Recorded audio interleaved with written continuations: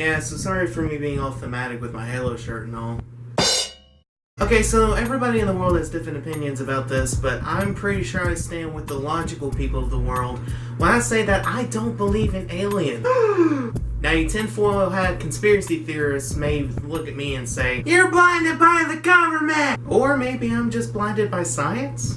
To me, there's more logical reasoning behind the sightings than what there is fiction and what Hollywood wants you to believe. So, let's get into it. So first of all, we have to go back in time. We have to go back to history, like, when was the first sighting ever recorded? That was back in 1947. Kenneth Arnold saw what he described as crescent-shaped objects that moved very fast, like thousands of miles an hour. He described them as, quote, saucers skipping across water, end quote. Pretty interesting if you ask me. I think we all have skipped rocks as kids, and we know what that looks like, so I only imagine that it was an alien spacecraft. I'm pretty sure it wasn't an alien spacecraft.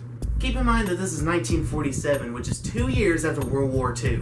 Around this period of time, everybody was scared of the Russians, and everybody was afraid the Third World War was going to erupt very soon because of the close proximity of World War I and II. So every major country was developing their military. They were developing Air Force things, they were developing weapons, just everything was going nuts. Billions of dollars in government was getting spent on military during this period of time, because nobody wanted to go to war. So these sightings became popular, and it made the government start a program in 1948. The Air Force commandeered this mission called Project Sign. Their mission was to go about and see if there was any scientific evidence, to see if there was real things out there, or if it was just all people who saw too many World of Worlds episodes and, well, let their minds wander a little too much. The initial thoughts going into the project were that it was Soviet aircraft being tested very close to the Pacific Ocean. Speaking of the Soviets, at the time they were also experiencing some unidentified objects in their skies, but come to find out that their sightings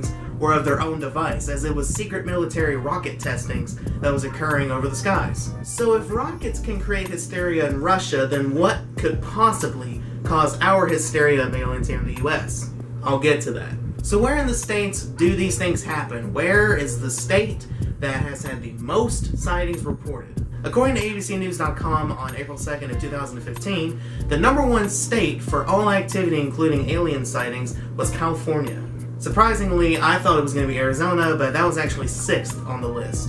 I'll put a link in the description so you guys can go and check out the article for yourself and see the list, because I'm not going to list them all in this video. But those two states, California and Arizona, they are in very close proximity to Nevada. California is west of Nevada, and Arizona is south of Nevada. Now, if you all know your history, Nevada is the place that is home to Area 51, which is a place that no one can really explain. A common theory with smart thinking people is that Area 51 is a government testing facility for new aircraft and new military tactics. This is exactly what I believe, because if these people are reporting sightings that are in those states, obviously it may have something to do with what we believe to be a testing facility, right? Of course, a lot of people believe that there's aliens and, all kinds of spacecraft that's out there in Area 51, and that it's all covered up by the government, Now, if you're a smart thinking person, then you obviously believe that it is a government testing facility. But also consider this. In that top 10 list, all of the states mentioned have either had or has a really top profile Air Force base. This can provide evidence for the theory that they are not covering up some sort of weird kind of experiment in Area 51. It's actually really just aircraft that we created and that we can destroy. Now, Hollywood doesn't help any of this at all, because they like to take those theories from the tinfoil hat wearing idiots and put it into movies and putting into moving pictures. Hollywood has created several franchises off of the whole aliens invading kind of thing. War of the Worlds, the Alien franchise, the Predator franchise, The Thing, The Day the Earth Stood Still. The list can go on and on and on. There have been hundreds, if not thousands, of films that have been created with the idea that aliens are coming to kill us. The earliest work, however, was A Trip to the Moon in 1902, which, if you think back to earlier, is 45 years before the first sighting was ever recorded. It's not out of the question to think that Arnold used his imagination, because let's think about it. If he's a businessman, then he's a very smart individual. He would be able to pass off something like that as maybe just something the government's doing to try and protect ourselves from another world war that could happen. But no, he likes to go for the Hollywood explanation that it's something that we don't know. So let's add another layer to this. What if aliens do exist? Well, believe it or not, they do.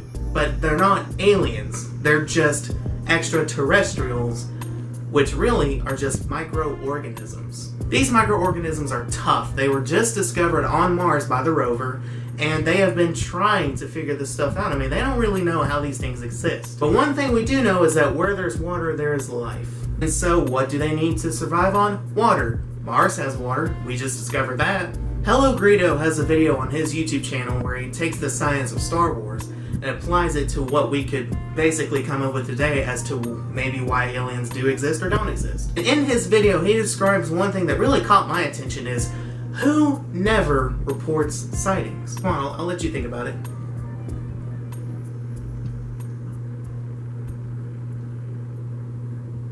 You didn't get it, did you? Astronomers. They don't ever pull out a claim and say that they saw extraterrestrial life form. I'll also put a link in the description to his video. You guys should really go and check that out. It's a super cool video, and I really enjoy it. I keep going back to it. It's really entertaining and really interesting. But what if the astronomers are hiding evidence from us? Well, with the government nowadays, you never know. But you would have to think. This hysteria for aliens has been going on for over 100 years now. In fact, they can go back to prehistoric times where people have claimed to have saw little, things in the sky, and they hieroglyphed it, and we think that they're talking about aliens. It's not out of the question that there could be a cover-up, but the whole idea of the cover-up could be flawed. Because think about it.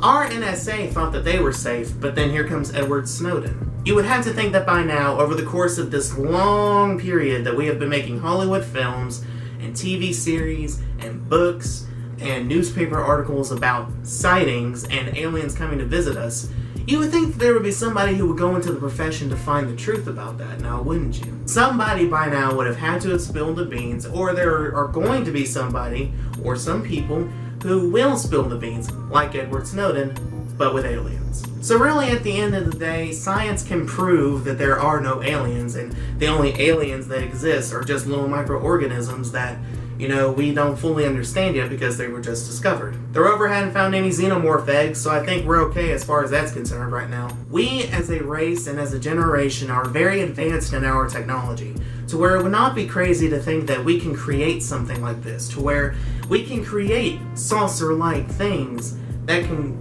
fly at the speed of light. I mean, we don't know what's out there. And as I've said, there's too much scientific and factual evidence to basically debunk the whole theory of aliens. So people who wear your tinfoil hat, you can take them off now. Use your mind.